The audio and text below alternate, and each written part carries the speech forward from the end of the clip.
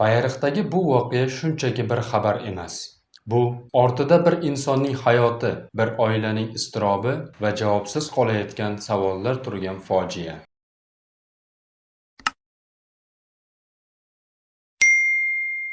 20 kundan buyon u komada. Bir paytlar yaqinlari bilan suhbatlashib, hayot kechirgan inson bugun jonlantirish bo'limida hayot uchun kurashmoqda. Uning yaqinlari esa har kuni bir xil umid bilan yashayapti. Balki bugun ko'zini ochar, balki yana ovozini eshitar. Uning ahvoli og'ir. Ko'rgan manzaramizni so'z bilan ifodalash qiyin. Og'ir jarohatlar, og'ir holat. Eng alam qiladigani esa bu ahvolga qanday kelib, qanday yetib kelgani haqidagi savollar hamon yurakni tirnaydi. O'sha kungi guvohning gaplari esa O'zimizni Nurmanov boshida stoloydan kelayotgandik choy ichib.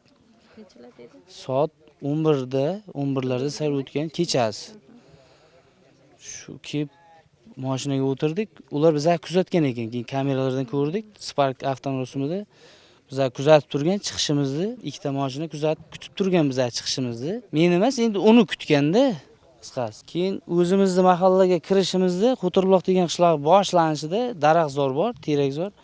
Shu terakzorga yetgan paytimizda Spark avtomobilida zardi to'g'rimizlab margat qisib kelib to'xtatib, shu gaplashib olaylik degan gaplarni qildi. Keyin 6-7 kishi odam bo'lib, qo'llarida temirlarni urib boshladi sherigimni. Keyin men qo'ldagi armaturaga tarmashdim. Armaturani olib qo'yish maqsadida uni kallasi urib yotgandida, yomon bo'lib qolmasin, urmasin degan maqsadda, bo'ldi qinglar, urmanglar deb ajratishga bordim. Ular meni ham qo'shilib urib ketgandan keyin 3 kishilashib urgandan keyin men sal chekindim. Chekingan paytimda qo'llarida katta toshlarni men urib boshladi. Oldiga kiygizdirmayapti. O'sha paytda Sherbekni urib asfaltda cho'zilib yotib 5 sazdaniya, hushiga og'iz burni qon, ustidagi kiyimlari ham yo'q. Hushdan ketib yotdi. Insonning shu darajada ayanchli ahvolga solish uchun qalbda qancha shafqatsizlik bo'lishi kerak? Bugun bu savollar faqat uning oilasini emas, voqeani eshitgan har qanday insonni o'ylantirmoqda. Biz hech kimni aybdor deb e'lon qilmaymiz.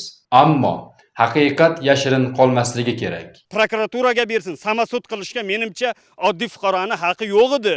Bu yerda hozir maqsad nimadaligini biz bilmaymiz. Men hozir gapirishim mojbut to'g'ridir, mojbut noto'g'ridir, unisini bilmayman. Lekin bir ikki bola han yerda yig'lab yotibdi. Bir mushtafar ona 19 kundan beri 1 minut ko'z yummay uxlolmaydi. Otasi yurak kasal, ota enasi tamom bo'ldi. Ularning uyida halovat yo'q. Bilmadim nima bo'lyapti. Ichki ishlarga bersin edi, tergovga borsin edi, oldi berdi bo'lsa, bitib samasud qilishga menimcha oddiy fuqaroning aynosi yo'q, haqqi yo'q bo'lsa kerak. U bola birovga yomonlik qilgan bola emas. Eldi xizmatida, yurt xizmatida yurgan bola. 7 yoshdan 70 yoshgacha so'rasangiz aytib beradi. 300 millionlab mana shu qishloq uchun kerak bo'lsa asfaltga pul berib, yetar yetishmovchilik yashaydiganlarning nomidan pul berib, harakat qilib, ne tolka qishloq, hamsiya qishloqlarda ham kambag'al oila bo'lsa, o'sha kambag'al oilaga qanaqadir ena bola sigirdir, qanaqadir moddiy tarafdan yordamdir, har bir yordamni ko'rsatib yurgan bola u. Aniqlanishicha, u yigitni urib o'z mashinasiga o'tkazib uzoq joyga olib borishadi va mashinasi bilan yoqib yubormoqchi bo'lganida erkakni o'lib qoldi deb tashlab ketishadi.